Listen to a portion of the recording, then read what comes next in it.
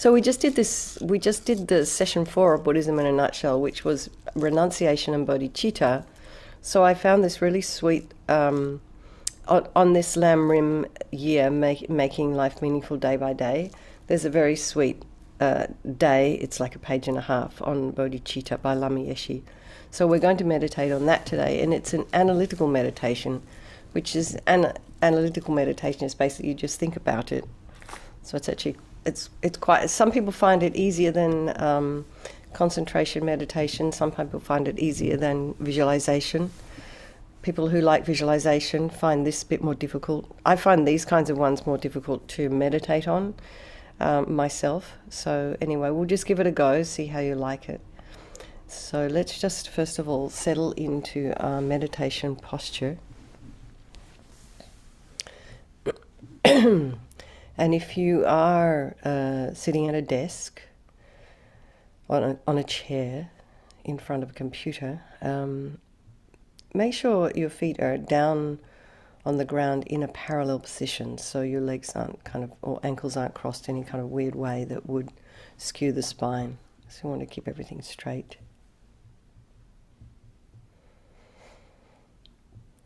And if you are sitting in the regular cross-legged position for meditation, and your hips and kind of knees are tight, you can have something underneath either knee, and do make sure your sits bones are on something quite firm and that you're raised. Sits bones are raised about 2 to 4 inches.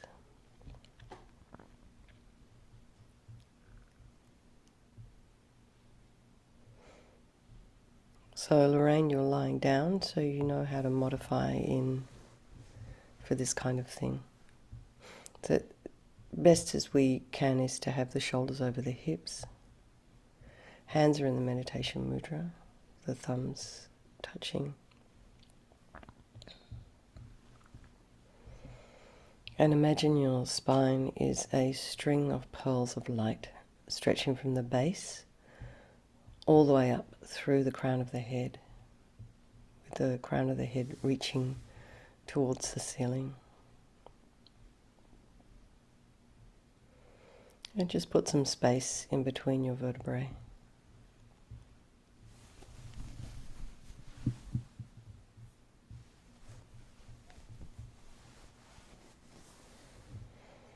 Take a nice deep breath.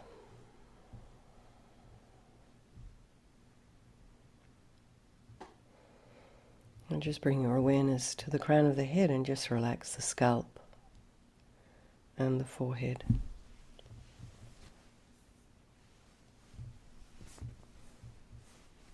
And the back of the eye socket, the nose, the cheeks, the area around the mouth.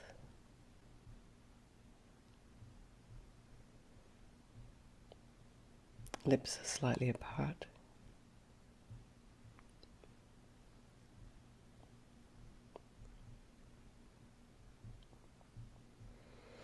And bring your attention to the back of the head and relax the scalp there. And just notice when you do that how much more your face actually relaxes. So your ears, and then bring your attention inside the ear and see if you can imagine relaxing the eardrum. If it helps to shine a light in there, a nice warm torch, for example.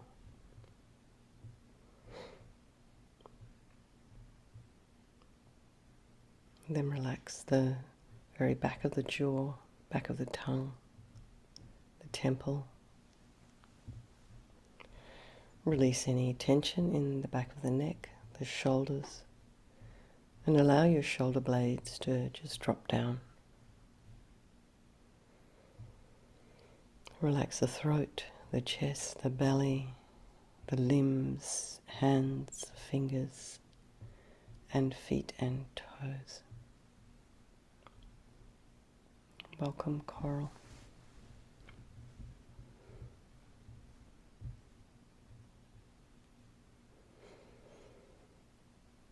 And bring your mind back to the breath, noticing the sensation of the air as you're inhaling and exhaling.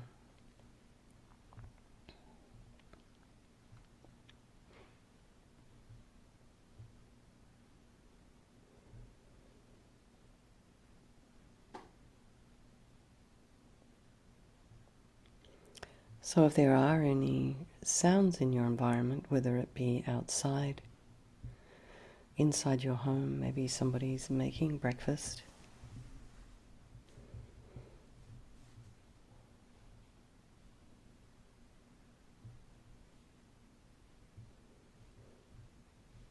maybe it's after lunch where you are.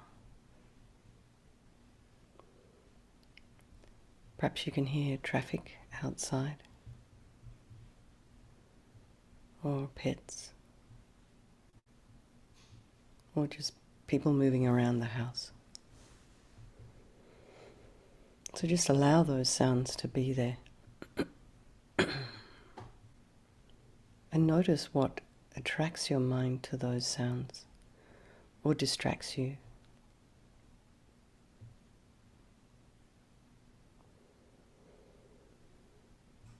And then just very slowly, gradually, bring your mind back to the breath as those sounds fade.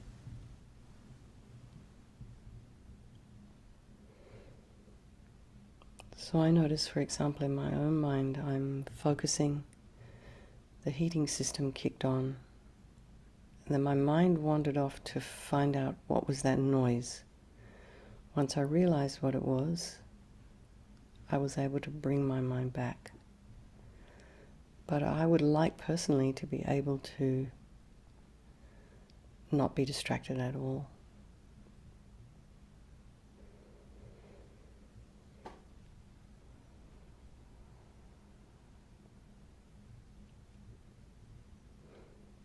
So notice your thoughts as they arise, abide, and just fall or move on.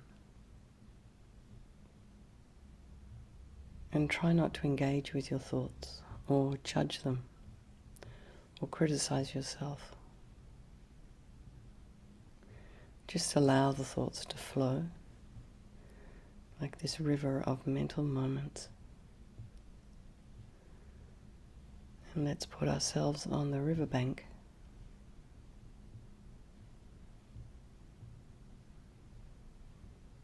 And watch the river flow by, this river of mental moments of ours, as we watch it with interest, curiosity, the same way you might watch a river to see what's going on inside. But you're not in that river, are you? You're on the bank. So while you're on the bank of the river, you remain dry and free.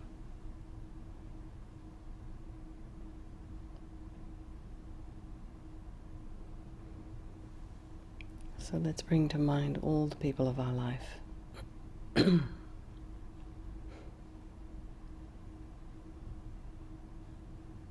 this little meditation we do here, this is a very simple equanimity meditation, is the basis for the practice of bodhicitta.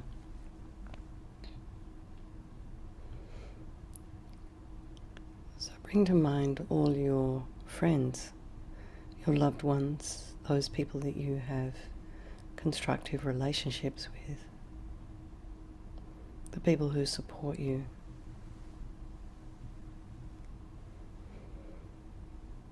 You love them.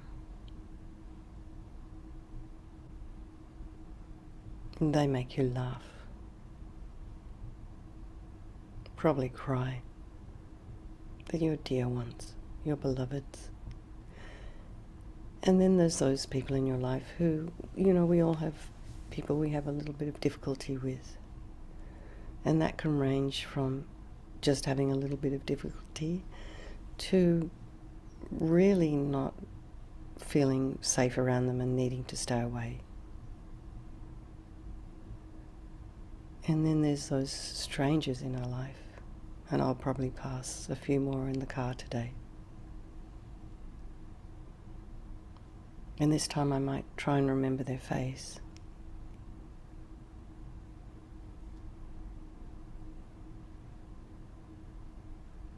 But they pass fleetingly through our lives, these people.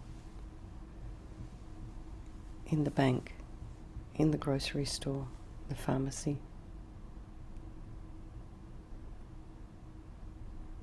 And we don't remember them, we don't think of them.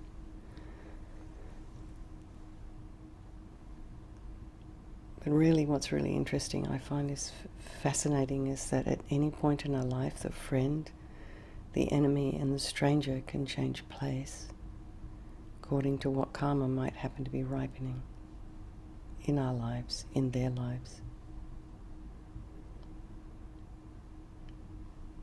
They all deserve our equal concern, not just our loved ones, really. And why is that? I mean, why would you care?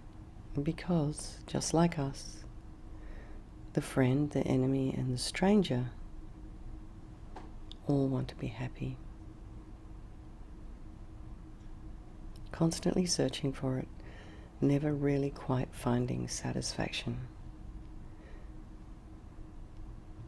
And they all want to be free from suffering. We're all trying to escape pain, discomfort.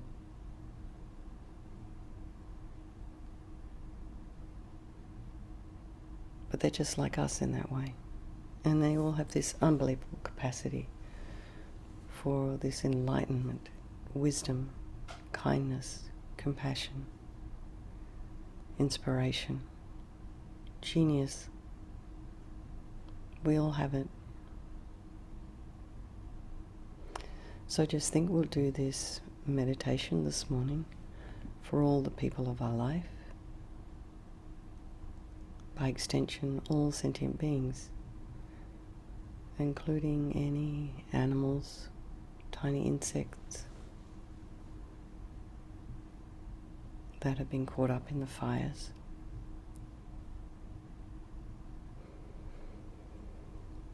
And bring the mind back to the breath. And we'll just do a little bit of 9-round breathing. Then we'll do our Lam Rim. So just to remind everybody, breathing in first of all through the right nostril, blissful, radiant, white light. And you can count, if you wish, for up to maybe 4 breaths. And pause at the top of the breath. And then breathe out through the left nostril. All your unhealthy attachment, grasping, neediness, feeling like you're not enough, anxieties. Breathe that out as thick black yucky smoke. Do that 3 times. Then breathe in through the left nostril. Blissful, radiant, white light. Pausing at the top of the breath. Then breathe out through the right. All your anger, depression, and bitterness, and grudges, jealousy, wishing to harm, even slight irritation. It's all anger. Breathe it out as thick black yucky smoke, and do that 3 times. And then breathe in through both nostrils. Blissful, radiant, white light. Pausing at the top of the breath. And then breathe out through both nostrils. All your ignorance energy. And this is really about not understanding the way things truly exist. Not understanding karma, cause and effect. And breathe that out as thick black yucky smoke, and do that 3 times. So today we'll just do, I think I would do 1 set of 3, 3, 3, and do it mindfully. Don't rush through it.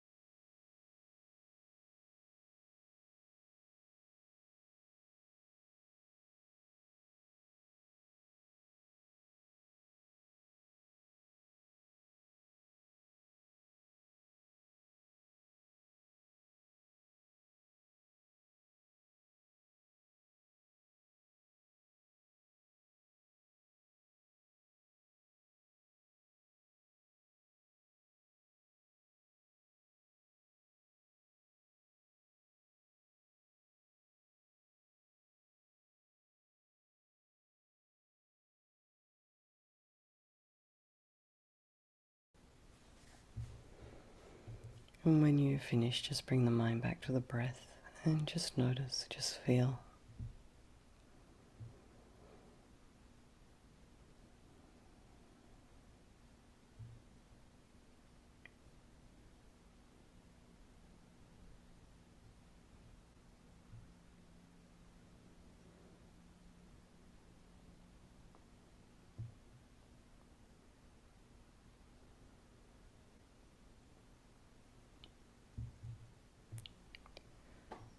So this is day number 337 in the Lamrim year, making life meaningful day by day.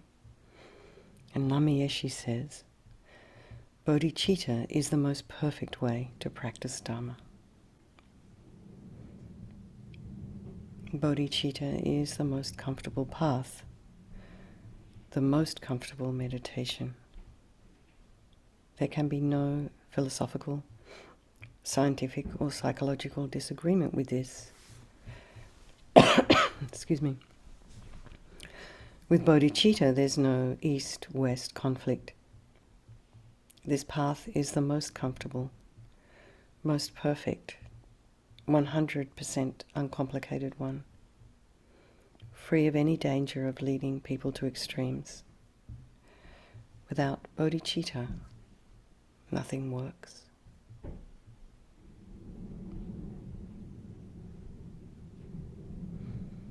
Remember the story of Lama Atisha's interpreter, Dromtonpa. When he saw a man circumambulating a stupa, he said, "What are you doing?" And the man answered, "Circumambulating." So Drom said, "Wouldn't it be better if you practiced Dharma?" Next time Drom saw the man, he was prostrating, and when he asked again what he was doing, the man replied, "Prostrating." "Wouldn't it be better if you practiced Dharma?" asked Drom. Anyway, the story goes on, but the point is that just doing religious-looking actions, like circumambulating and prostrating, isn't necessarily practicing Dharma. It depends on motivation. We have to transform our attachment and self-cherishing. And if we haven't changed our mind in this way, none of the other practices work. Doing them is just a joke. Dharma means a complete change of attitude. That's what really brings us inner happiness. That is the true Dharma, not the words we say. Bodhicitta is not the culture of ego, not the culture of attachment, not the culture of samsara. It is an unbelievable transformation, the most comfortable path, the most substantial path, definite, not wishy-washy. Circumambulating isn't Dharma, prostrating isn't Dharma, meditating isn't Dharma. My goodness, what is Dharma then? This is what happened to the man in the story. He couldn't think of anything else to do. Well, the best Dharma practice, the most perfect, is without doubt the practice of bodhicitta.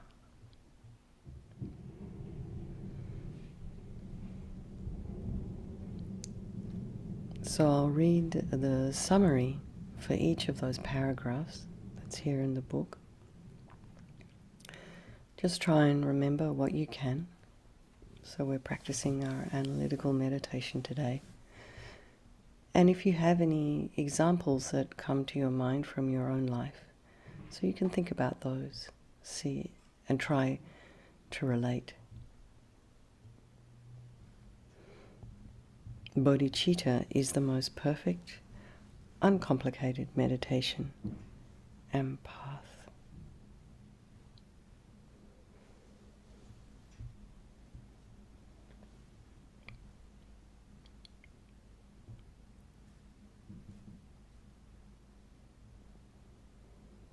And if your mind starts to wander, you can bring your mind back to the breath.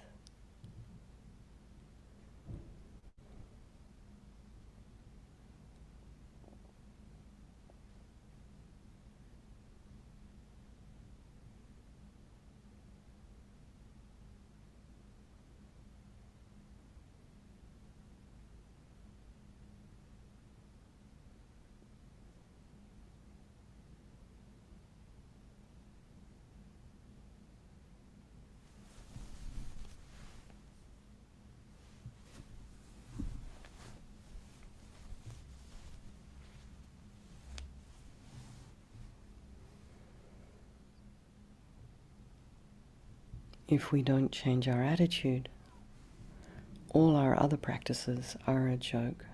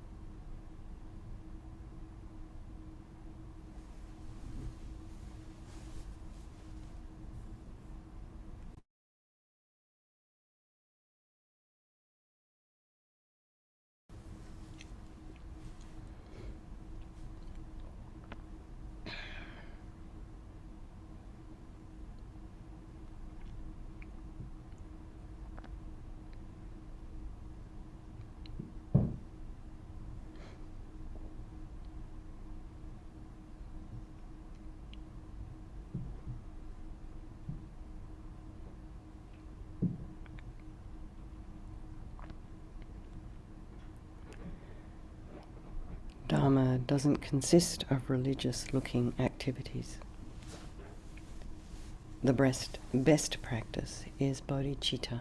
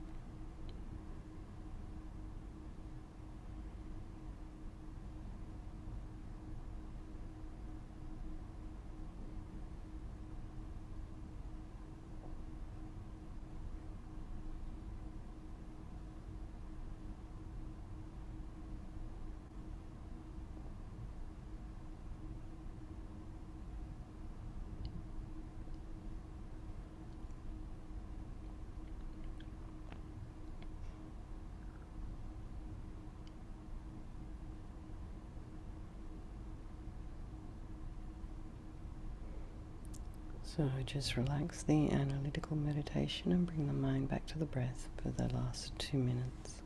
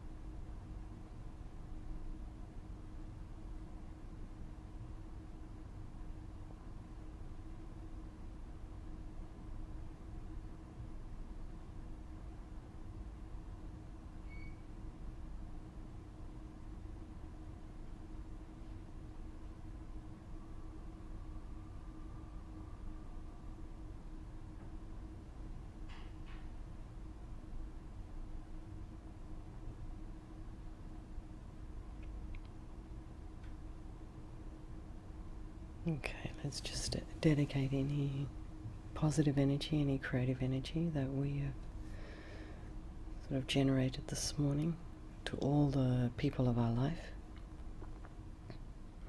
and by extension all sentient beings. Think particularly of all the people caught up in the fires there. I've been thinking a lot about the families in Texas, the children, anyone involved, police, the family of the shooter, then all those people involved in the Ukraine war. And then there's our dear Lorraine right now in hospital, so just send her good vibes. And lots of love, everybody, and do take care, and I look forward to seeing some of you this evening. Thank you very much for hosting, Mary.